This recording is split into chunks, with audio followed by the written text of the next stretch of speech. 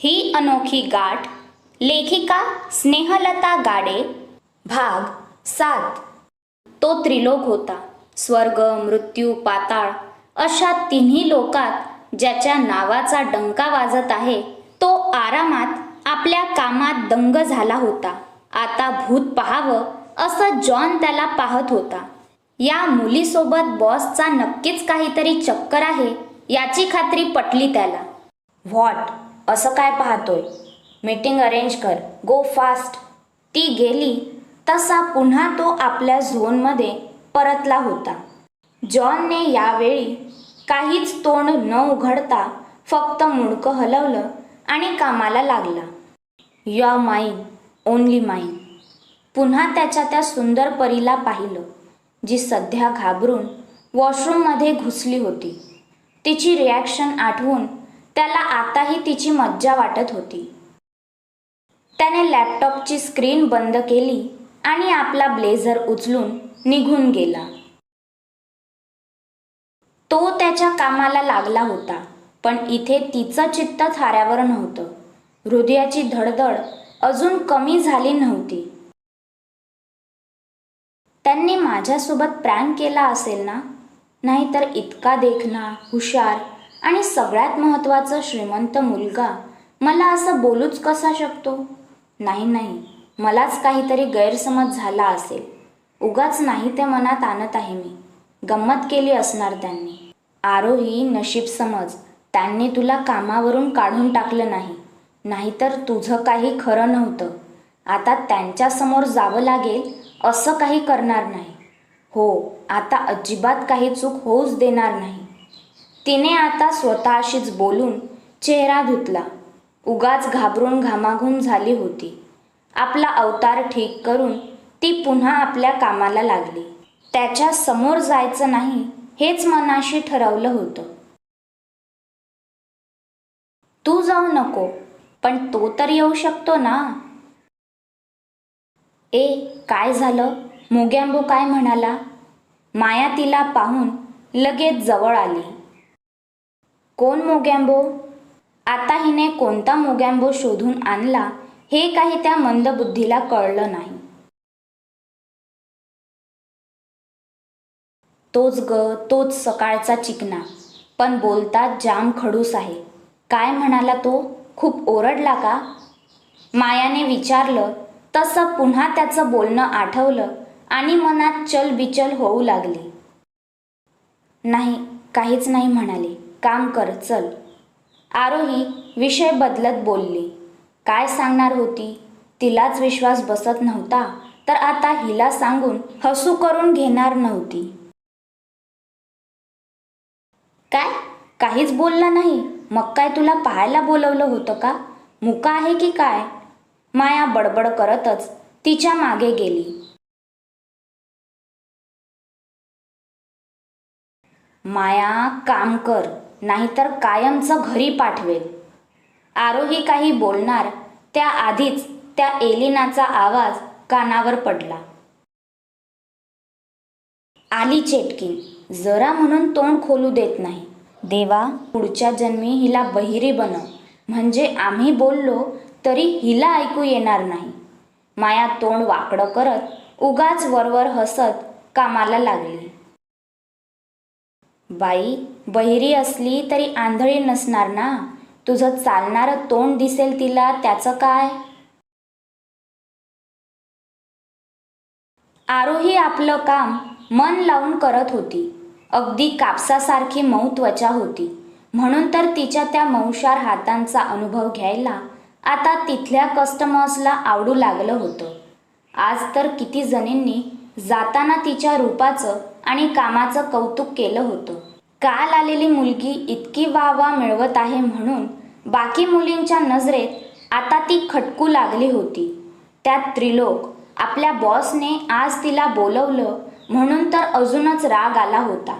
ज्याला पाहायला त्या उतावळ होत असायच्या, आज चक्क ती त्याच्या कुशीत होती हे पाहून त्यांच्या त्या गुडघ्यात असलेल्या मेंदूचा पूर्ण भुगा झाला होता. हिचं काहीतरी करावं लागेल. जास्त हुशार बनत आहे. असं जर झालं तर आपली इमेज डाऊन होणार हे नक्की. लिली खुन्नस देऊन आरोहीकडे पाहत रुबीला बोलली, हो ना, दिसायला बरी आहे तशी, पण जाम पोहोचलेली वाटत आहे. दुसऱ्या दिवशी सरळ बॉसला पटवलं वाटतं. रुबी ओठांचा कोपरा रुंदावत तिरकस हसत बोलली, बॉसच्या पायाजवळ बसायची लायकी आहे हिची. डाऊन मार्केट वशीला घेऊन इथे पोहोचली, नाहीतर तिचं स्टँडर्ड बघितलं का? नाही, आता हिचं काहीतरी करावंच लागेल. लिली रागाने धुसफुसत बोलते, आत्तापर्यंतची बेस्ट एम्प्लॉई होती ती. तो मान इतक्या सहज जाऊ देणार नव्हती. आरोही आणि माया यांचा पूर्ण दिवस कामात गेला होता. वेळ झाली तशा दोघी आपला ड्रेस चेंज करायला गेल्या. काय ग, त्या आरोहीला बॉसने का बोलावलं असेल? वॉशरूममधून आवाज आला तशी आरोही स्तब्ध उभी राहिली. रुबी होती हे ओळखलं होतं. का म्हणजे काय विचारते? बॉस किती रसिक माणूस आहे माहीत आहे ना. रोज नवीन आणि सुंदर मुलगी त्यांच्या बेडवर आपली रात्र रंगवत असते. आज काहीतरी गावठी टेस्ट करायचं असेल. नाहीतर त्या कामाशिवाय बॉस कधी कोणत्या मुलीला जवळ तरी उभं करतात का? लिली बोलली तशी आरोही तोंडावर हात ठेवून उभी राहिली. तिच्याबद्दल असा विचार करत असतील असं वाटलं नव्हतं. हिच्या तर भवानी काहीही बोलते का? थांब, हिला पाहतेच. माया त्यांचं बोलणं ऐकून रागाने आत जाणार तोच आरोहीने तिला थांबवलं. हात पकडून नाहीमध्ये मान हलवली. म्हणजे आज बॉसने आरोही सोबत? ओ वाव, लकी गर्ल हा. नाहीतर आपण कधीपासून बॉसवर डोळा ठेवून आहोत, पण ते हाती लागतील तर ना. मला तर कधी त्यांना आपल्या मिठीत घेते असं झालं आहे. ही इज सो हॉट ना. रुबी मादक आवाजात बोलली, या आज आरोही होती, बघू बहुतेक उद्या आपण असू. तशी ती अशी असेल वाटलं नव्हतं. Smart girl. लिली आपल्या ओठांना पुन्हा लिपस्टिक लावत ओठांचा चंबू करत बोलली आणि एक नजर आरशात पाहून बाहेर निघून गेली. आता तर काय, ती आरोही चांगलीच कमाई करेल ना. रुबी बोलत बोलत तिच्या मागे गेली. प्रेमात पडायच्या वयात तिच्यावर असा नको तो आरोप लावला गेला होता. मनाला खूप वाईट वाटलं, पण ती काहीच करू शकत नव्हती. सोड, मला का अडवलं? त्या घोबड तोंडाच्या पोरींना चांगलंच सरळ केलं असताना. त्या काहीही बोलत होत्या आणि तू ऐकत बसली. त्यांचं थोबाड इकडचं तिकडं करायचं होतं. माया चिडून आत येत बोलते. आरोही तोंडावर पाणी मारून त्या पाण्यासोबत आपल्या डोळ्यात आलेल्या पाण्याला पण वाहू देत होती.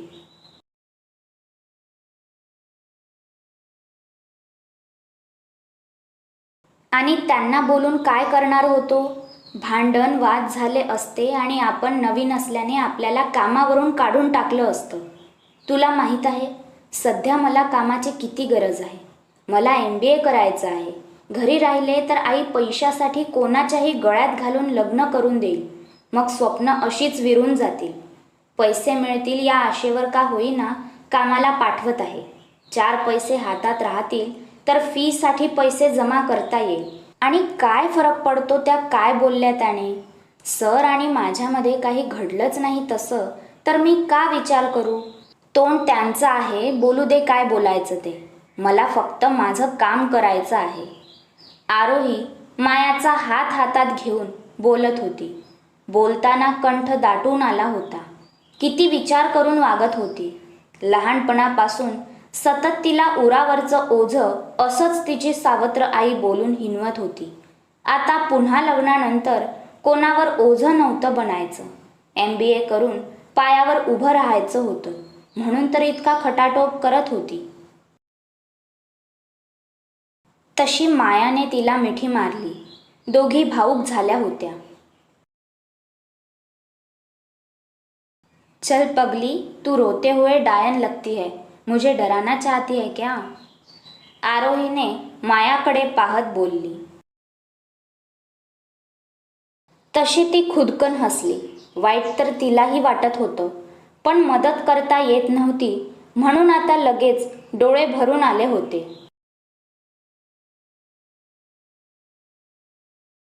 चल मेरी भूतनी, घर पर तेरी चुड़ैल माँ राह देख रही होगी. कब तू जाएगी और उसे ठूसने को मिलेगा. खाऊन खाऊन एक दिवस फुटणार बघ म्हातारी. माया आपली बॅग उचलत बोलते. आई आहे ती, असं बोलत नसतात. आरोही तिलाच ओरडत बोलली. तसं हिचं काही नाही होऊ शकत म्हणून मायाने आपल्याच डोक्यावर हात मारून घेतला.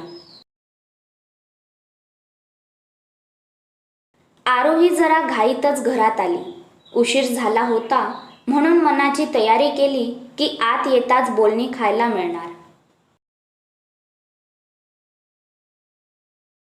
अरे आलीस तू. आज कधी नव्हे ते त्या नाजूक नसलेल्या बाईचा नाजूक आवाज कानावर पडला. आई सॉरी, ते मी. आरोही चप्पल काढतच बोलत होती की समोर पाहून गप्प बसली. अगं काही होत नाही, ये आत ये. तिची आई आज जरा जास्तच गोड बोलत होती. समोर सकाळचा तो इन्स्पेक्टर आरामात रेलून सोफ्यावर बसला होता. पाय समोर टी टेबलवर होते. समोर बरेच खायचे पदार्थ होते.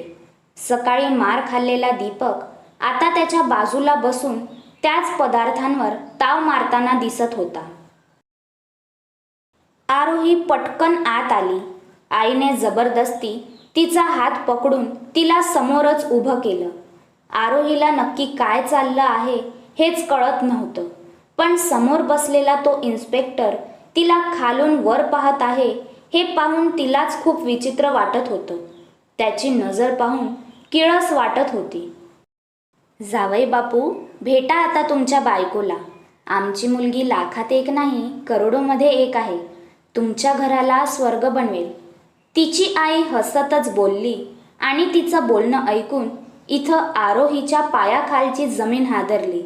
नक्की काय चाललं आहे हेच कळत नव्हतं. कानात तुमची बायको हे शब्द सतत ऐकू येत होते. त्याच्या घराला आरोही स्वर्ग बनवेल की नाही माहीत नाही, पण त्या त्रिलोकला कळलं ना तर तो याला नक्कीच स्वर्गवासी बनवेल. काय असेल आरोहीचा निर्णय? त्रिलोक करेल का मदत? काय असेल तिच्या भविष्याचा विचार? कथा आवडत असेल तर प्लीज कॉमेंट्स करून सांगा. धन्यवाद.